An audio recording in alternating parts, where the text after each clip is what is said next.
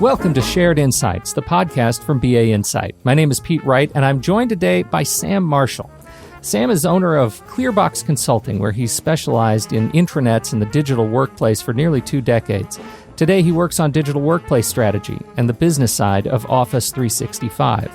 He's the lead author of the annual SharePoint Intranets in a Box report, and he's here today to talk to us about the employee experience in the digital workplace, diagnosing enterprise search, and the people challenges you might run into along the way. Welcome, Sam. Thank you, Pete. Great to be here. Thanks for inviting me onto the podcast. Well, it's great to have you here. I'd like to start at the 30,000-foot view. You say you start your digital workplace projects with a town planning metaphor. Tell us the story behind that. Yeah, so when the term digital workplace first came about, people, I think, were struggling a little bit because they knew it was bigger than, say, an intranet, which a lot of our clients have been focusing on. And yet it could potentially be your entire IT strategy. And that sounded like a land grab, a political move that nobody wanted to get into. So we said, well, no, visualize this as being more like town planning. We're not saying that you're going to bulldoze your whole town and build something completely new. Instead, what we're trying to get our heads around is the fact that we need to look beyond the individual elements of a digital workplace. So it's not just the intranet, it's not just maybe your enterprise social network or indeed the search elements. It's about thinking through how the pieces fit together into a cohesive experience. So a nicely designed town, it will flow from maybe a recreation area through to the place where people do their work, through to the cafes and bars where they do their recreation. And in the same way, you get a good employee experience by having that flow across your digital workplace, where sometimes you want the intensive meeting spaces, sometimes you want more open incidental discovery of maybe new ideas coming from the further reaches of your organization. So we came up with this map, and I think we'll put a link into the podcast if we can, please, Pete, to show what the map looks like. But in it, we've got like a factory representing your hardcore business applications, maybe your SAP or your production planning, and your employee services like booking a meeting room or checking on your vacation. We've got an airport saying that the agile working piece, the mobile workers, and being productive anytime, any place matters. We've got a library representing finding and sharing. We've got a building site representing collaboration that might be big scale project planning where you got loads of Gantt charts. But outside that building site is a couple of guys talking about a blueprint. So a lot of the time, collaboration is that much more informal, quick question, quick sense check type discussion.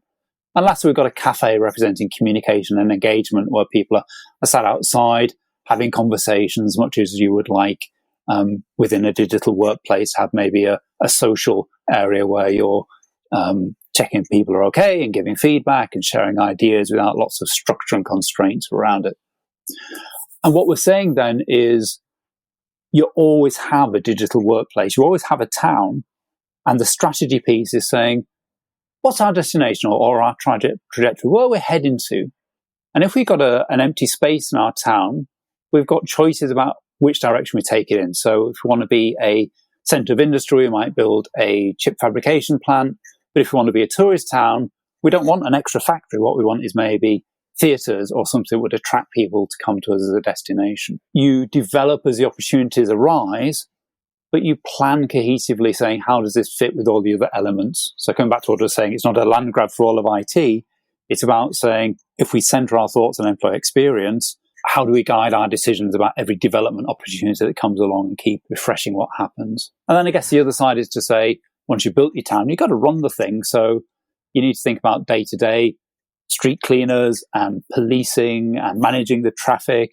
And if you built a park, then you've got to resource the park cleaners and the park maintenance staff. So there's a whole flip side, the soft side, which is the people, the governance, and the operations side of it. I wonder if you could tell us a little bit about how the metaphor itself is received from the business process folks, the business units or administrative folks versus the IT folks. How do you approach this conversation as you're looking at building your town of your digital workplace? Yeah, so I find it unlocks a conversation with the business folk pretty well, because you can latch onto the town metaphor and you can talk about what you want without worrying about how it's actually delivered. And it gets away from the technology start point of saying, we've already got Office 365. What are we going to do with it? And much more towards what experience do we want? And then right now, how can we deliver it, or what changes do we need to make? And the business folks, particularly within our town, there's some parkland, and we're saying, maybe you zone this green space and you want healthier citizens. Let's maybe do some soccer coaching to get them using it. And in our digital workplace, the parallel is saying, well, let's say we've created this enterprise social network. What do you as leaders need to do to model the behavior you want to see? What kind of coaching takes place there to bring this facility to life? And often what happens is that in those conversations, someone says, oh gosh, yes, because, we'd rolled out all these technologies in the past, but we'd never really shown people how we expected them to be used. We'd never actually steered the behavior on top of the tech rollout. It's always been about switching on the buttons. And that's good because it shifts the conversation much more towards the outcomes that you're looking for rather than the inputs of the infrastructure. I'm fascinated by the idea of sitting down and looking at this map, because when you see that, for example, this park is right in the middle of your digital sort of town, I would imagine you make different decisions about how you go about changing your park. Or, you might suddenly decide, once you see that this park is right in the middle of your town, you might decide, hey, we're not going to re-platform here because the implications of bulldozing that park are bigger than we may be considering if we just look at this as an IT project. Yeah, that's right. So to an IT person, that might be empty land to build on. And to a business person, that might be the heart of everything that you're doing. And we had that, so we do a lot of consulting work where we'll do a digital workplace strategy review for a client and feed back to them what we see as the main opportunities that will push them forwards in terms of their business goals, first of all. And often that's saying, let's just use the technology that you have already. So one large company, they were gearing up for a SharePoint upgrade. And we said, just delay that project for a year. Having new SharePoint won't do anything to fix what we're hearing from your employees, which is that they can't find stuff. Yeah. Not because SharePoint's out of date, but because actually the stuff that they're looking for isn't in there, or there's 17 copies of the same file and they don't know which one to trust.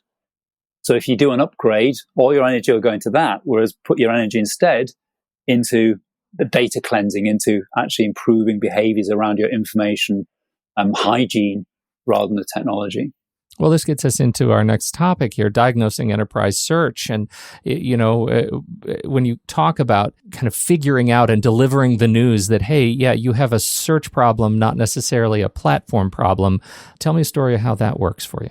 Yeah, so again, a link that we can provide is that we did a pretty simple search diagnostic tool. And I'm sure for the regular listener to BA Insight, it might seem a little bit too elementary and that it had loads of detail. But what I was trying to do was say to maybe digital workplace managers, intranet owners, people who are not hardcore search people, it's too easy to blame the technology, your search engine, for not finding stuff.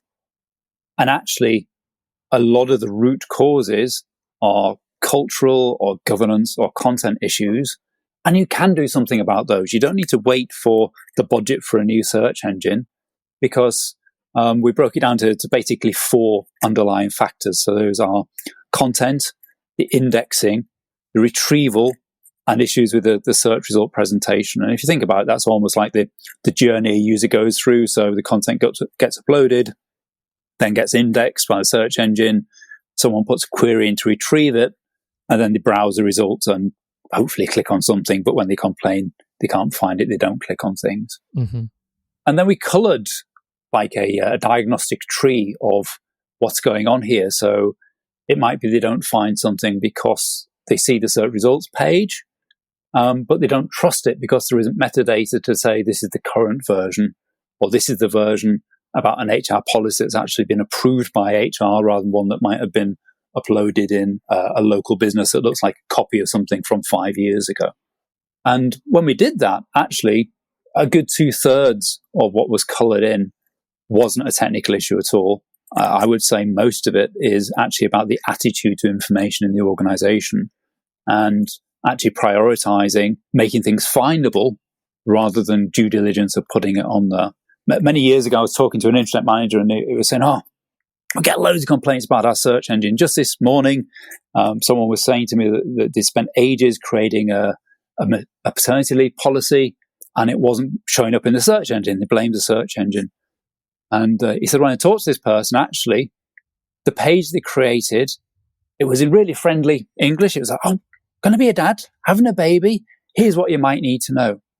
Nowhere on the page did it say paternity leave or policy. None of the actual keywords or metadata that would give that poor search engine a fighting chance, let alone the end user, was on the page. No. But in their head, it was the paternity leave policy. So that's what they thought was on there. And that's a jump, isn't it? If you're a website owner, you know all about SEO. You spend ages optimizing your keywords and your subheadings and so on to make them findable. Somehow we don't cultivate that mindset in the enterprise so well to say, what are the words that people might use to look for my content, rather than what are the words that we as professionals in HR, finance, IT, that might use to describe it, because they're often very different. So as someone who works in this space with companies who have these problems, I mean, in particular, these content quality issues, right? Yeah. These user training issues, how do you go about starting that conversation to get users interested in helping you help themselves? Do you know what I mean? This is a Jerry Maguire thing, man. Help me help you. Right? It's got to be part of your job satisfaction, really, hasn't it? I mean, I pick on HR because it's a kind of universal example, but it applies to anybody who offers a service inside an organization. You get into that role because you want to help people. You want to create a good employee experience, I would hope. So when you say to them, look, you spent ages crafting this really attractive page on your intranet, or this really good section in the mobile app, let's have a look at the analytics first of all. Oh, nobody's really using this. What level of visits would you expect? And they say, oh, well, it should be about 3 times higher. Okay, well, let's have a look at some of the root causes, back to that diagnostic tool. Let's have a look at some of the root causes about why this might be happening. Have you thought about using different titles? Let's have a look at what people are searching for right now. Seems they're looking for holidays rather than leave, or vacation rather than leave. So let's make sure that the word vacation appears on the page. And sometimes we just run like one-day workshops writing for online content, because you don't get trained in this at school. No. Nobody says what makes a web page different from that 2,000-word, 10,000-word dissertation that you had to write to get your degree. And yet these are the skills that are relevant to the digital age. But also closing that feedback loop. I think it's really important that if you are a content owner in the digital workplace, you also get good analytics that tell you how you're performing as an owner. And, on Twitter, everybody loves likes. On Facebook, everybody loves the comments. People are really motivated when you close that loop on enterprise content and say the same. Hey, the traffic to your page that you own has got a lot more reaction than last month's. Do more of whatever you did to drive that traffic. And you get a chance to like the paternity leave policy. Hey, that's a great paternity leave policy. Yeah. Right. Well, I am given to think about some of the very, very large companies we've talked about even on this show, millions and millions of documents that, may be sort of struggling to go through that process, that sort of content process, and say, hey, there's some really good stuff out there that we just can't find. Can we count on the robots to take over all this? I mean, if I buy Office 365, won't Cortana do all the work? Oh, I wish. Sometimes I wish Alexa would just time my chips when they're in the oven for me, because she gets it wrong so often. Yeah. Chatbots, particularly enterprise chatbots, are getting an awful lot of attention right now, which is kind of ironic, because chatbots for websites seem to be into the dip of lower expectations if you look at the hype cycle. But in the workplace, we're still really excited about them. What we're forgetting is that most of the time, these chatbot interfaces are really not that smart, and they are just a different interface to the search box. All it's doing is taking natural language and then submitting your query into the same search engine. So if you can't get the results you want from Elastic or Solar or whatever you're using for your search box, then a chatbot won't do any better than you will as a human. But Sam, I can yell at it. That is a different experience. You can search in uppercase if you want, Pete. You can yell it to your search box. That's fair. That's fair. I could go old school. Yeah. But still, there's definitely a case for the discovery side of search with some of these bots. So to me, the really strong use case is in something like a Slack or a Microsoft Teams, where you're in a discussion forum and you put out that appeal saying, does anybody know where I can find a template for bids to our customers? And you could wait for 12 hours until someone picks that up and gives you the answer. Or you could have a chatbot that says, oh, actually, we answered that question a month ago. Here's the link. Does this help you? And you say yes, and that reinforces for the chatbot that's a good link to give next time. So it's that personal assistant type of role that I think does have a place to play when we maybe forget that search could help us and go back to asking Harry on the next desk if he can help us instead. It seems, again, that you're talking about a cultural challenge too, a human challenge to be able to adopt new ways of interacting with search and findability. Are people, in your experience, when you're working with your clients, when you're presenting, are you getting the sense that enterprises are and employees are actually adopting this stuff yet? Or are we still sort of on the bleeding edge? The message I'm trying to get across is that the new technologies, mobile, social, AI, and so on, really, really potentially powerful, but we still need to do some groundwork as humans. It's still our information. They're not going to overnight solve the problems. So when I talk to organizations that are maybe getting excited about some of these, I'm trying to remind them that, yes, you can build your museums and your factories in your town, but you're still going to have the park keepers, you're still going to have the policemen, you're still going to have the road sweepers. So how is that bit going to work so that the employee experience is joined up again? Otherwise, I think it would be a real shame if in 3 years' time the attitude was, we tried a workplace chatbot and people used it for a few weeks, but when it gave terrible results, we just moved back to doing what we always used to do. Because that's a missed opportunity to apply these new technologies well. You really need to do the groundwork and say, if we want this outcome, maybe better discovery, or people find the forms that they need more readily, what are all the dependent steps? What are the possible breakpoints that we need to get aligned before we switch that on? Notwithstanding the fact that this is an evolutionary process, right? Attempting to change the way your search works and the way your humans interact with your search is evolutionary, not overnight. Can you give us just a thumbnail sketch of how long it might take for a company of a certain size to actually see substantive results in the way they work? How long does it take? What does that look like? It's an everlasting process, though, isn't it? I really like Agile, and I talk a lot to clients about Agile. And if they're not used to it, they still say, Agile sounds great, Sam. So when will it all be finished? Right. Those things, that's a high jump, low ceiling. They don't go together. When will your town be finished? Right. When will you stop evolving your town? And say, well, you can stop working on this when your company stops evolving and you stop recruiting people and everything stays the same. It's much more about saying, what are achievable goals over the next time period? And Agile talks about sprints, or people used to talk about time boxing, but saying, maybe every 3 months we should aim to implement a change, get feedback on that change, and then decide, that was great, let's scale up and do more of it, or that didn't really seem to land right. No worries, we didn't spend too much money on it. Let's try a different route or try the next thing in our product backlog.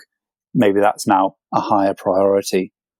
So releasing early, sensing, getting feedback, same as I was saying before about getting the analytics, responding to that and doing the next step is absolutely the same, is absolutely the thing to do when you're evolving this.